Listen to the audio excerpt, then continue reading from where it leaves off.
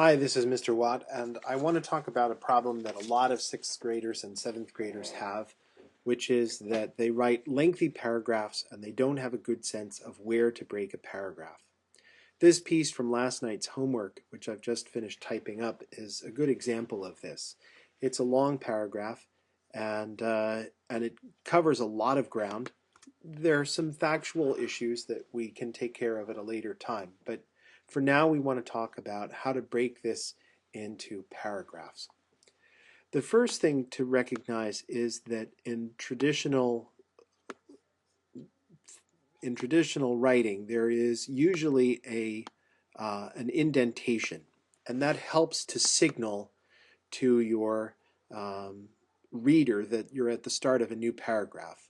And you can in fact set up in a word processing program so that every single time you hit return, a new paragraph is formed, and that's what I've done here. I like to use a 1/4 of an inch indent. Some people feel like a 1/2 inch indent is appropriate. It used to be the custom that you did a full inch, but I find that if you're typing, a 1/4 of an inch, which is about half a word, is enough. And if you're doing this by handwriting, then a 1/2 an inch is plenty of an indentation. By the 1840s, factories were all over the North. Many people worked there, but many people were starting to object to the harsh conditions of the factories. So we're talking about life in the factories. And we can see that this first sentence is about factories. The second sentence is about the people who work in them. The third is about people objecting to the conditions and the fact that workers are laboring for long hours and that they're having accidents. And the workers joined together and created trade unions, which are bands of workers who complain about harsh conditions in factories. I would say that this is the place where this becomes a new paragraph.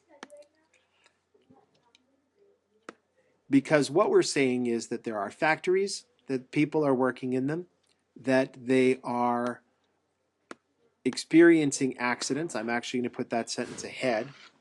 Many people are starting to object to the harsh conditions.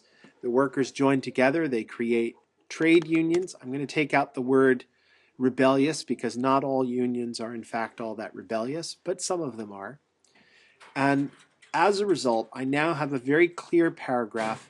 And if I use this and pull up my my word count tool, I have to remember where the word count tool is. Show statistics.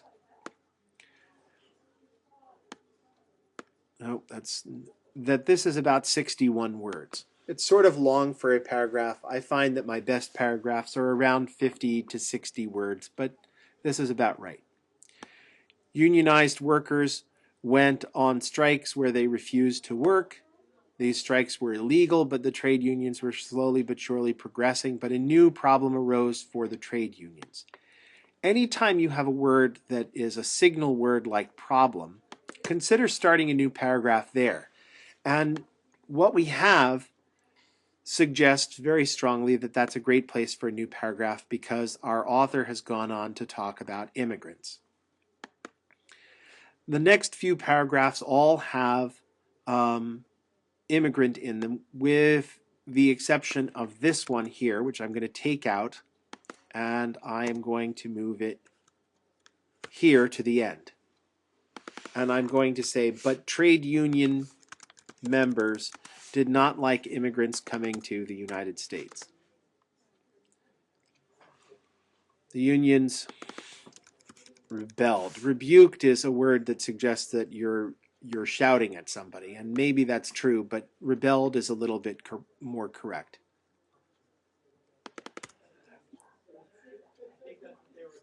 And I'm going to put a paragraph here.